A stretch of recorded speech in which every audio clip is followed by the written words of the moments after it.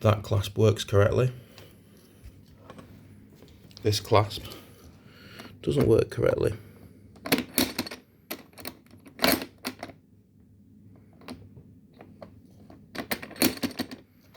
It's extremely dangerous. You can see that the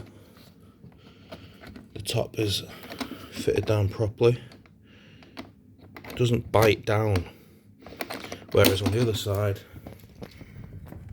you can feel the tension release as you would do the clasp. Put the top part of the clasp over and you can feel it applying the pressure, and then it hooks down like that.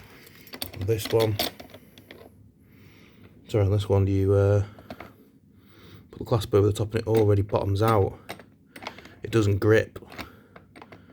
It's extremely dangerous considering the sort of dust that this is designed and sold at a premium to suck up. It's ridiculous. Absolutely ridiculous.